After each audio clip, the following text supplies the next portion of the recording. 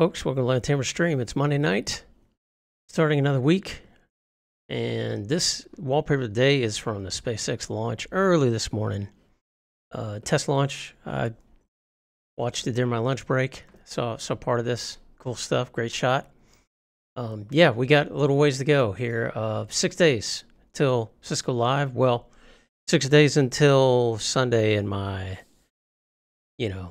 date with the written exam. Some people are coming in Sunday, I think, to Cisco Live. Some people are coming in Monday. Some people are coming in Saturday. Yeah, I live here in the area, so I'm already here. But yeah, we'll be going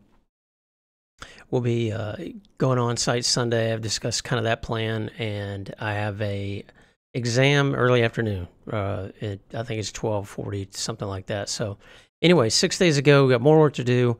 I did a test exam yesterday, a boson test exam.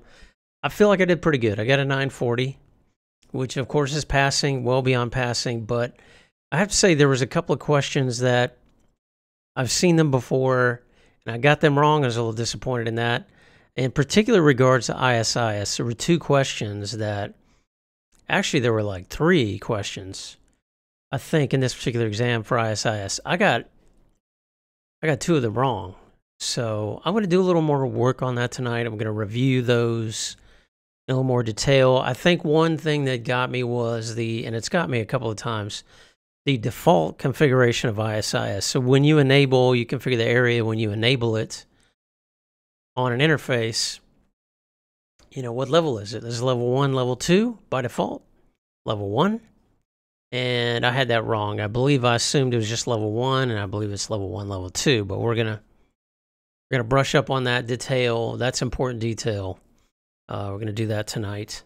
But yeah, just I also, the timing is pretty good. Like, I had plenty of time left after the actual exam, of course, is 2 hours long, and you get up to 100 questions. Could be more. But timing, I'm not too worried about, to be honest. I'm finishing the boson simulation exams pretty quick. But yeah, I was pretty happy about that. That's really all I got, folks. I did do some additional prep for Cisco Live in terms of gear. I made a decision finally about what I'm going to do for transport a motorcycle and getting stuff over there. Bought some gear for that. My other charge battery is on the way, so that's important. I've kind of updated my plan as far as shoes, things like that. So anyway, all those details are pretty much ready to go. I got an email actually today from Cisco Live. I don't remember doing this, but they sent me an email saying, you signed up for, actually, let me pull it up. Got it here somewhere, I think. Actually, it may not be accessible here, but yeah, they sent me an email, said you signed up for, I forget exactly what it was. I did sign up for the orientation, the first time attendee orientation, which is Sunday at 4 p.m., I believe. So I'm signed up for that. But they also sent me an email that said, hey, by the way, you signed up to meet another first-time attendee, which I thought was an interesting idea, But they did send me the name of the person and their email address. And I'm assuming that person also got mine. So I sent that person an email address, an email, and said, hey, I got this email. Sounds like a good idea. We can meet up. And, I guess that's one guaranteed way that you're going to meet somebody new. I know sometimes people go, I have another coworker, at least one that I know of, that's going to be there. He's a voice person. And, I'm sure we'll see each other. We're not going to attend many of the same breakout sessions at all.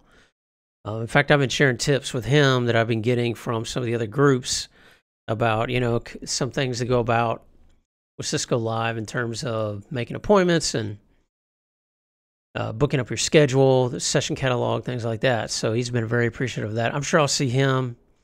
But, they always want you to encourage you to meet new people that you don't know.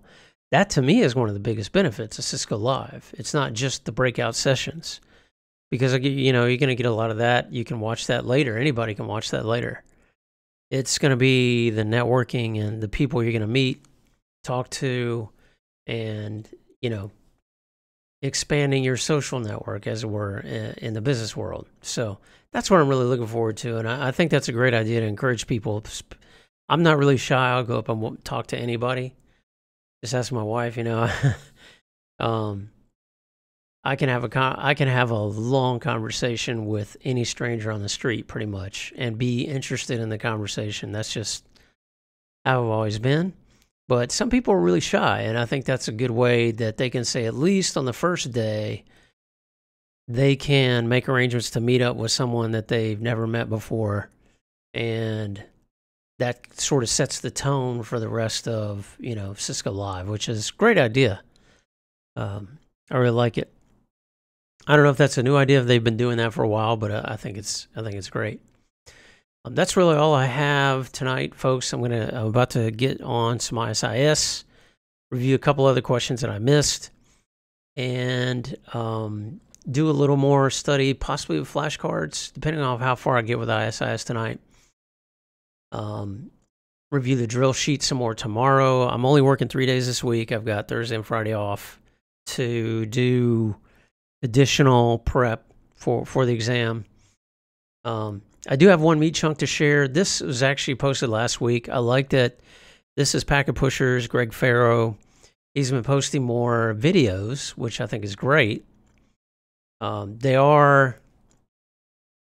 one in particular is abbreviated. Like, you could tell they're cuts and edits just to, I guess, keep it shorter, which I understand on the YouTube platform.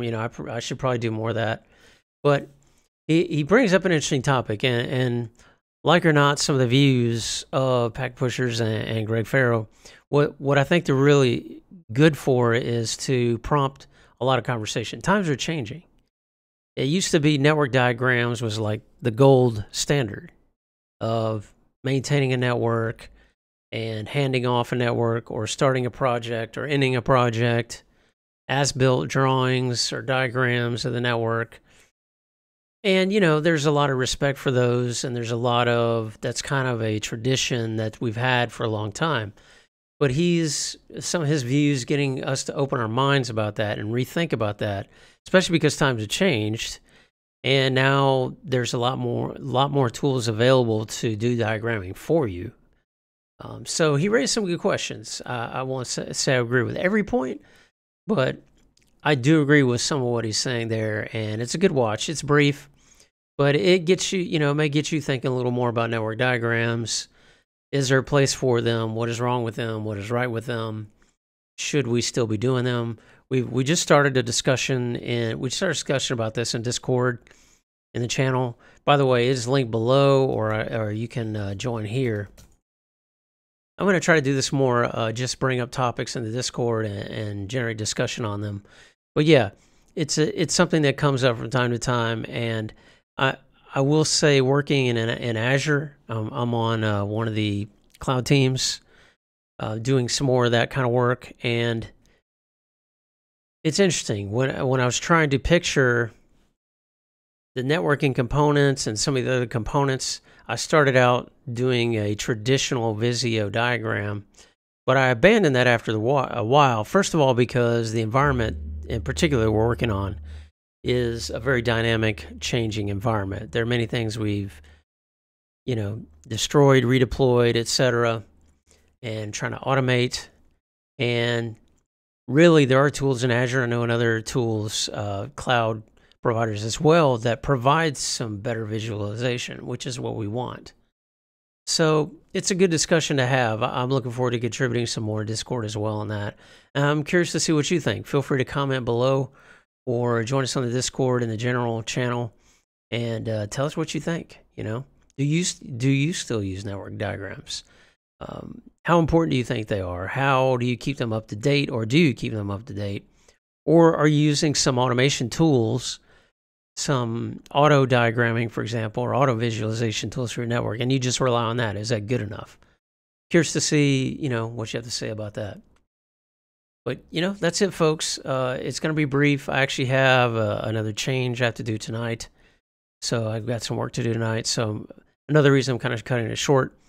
But thanks always for stopping in, and always appreciate the thoughtful comments everyone has, and the contribution to the discussion we see in Discord is great. And look forward to seeing all you folks in 6 days, several of you folks in 6 days that I've met through this channel. And we're going to have, a big powwow. I'm looking forward to that. It's going to be great. It's a meeting in Meet Space. So thanks for stopping in, folks. Appreciate all your support. Hit that follow button if you're not following us yet on Twitch, or we're on also Instagram and Twitter.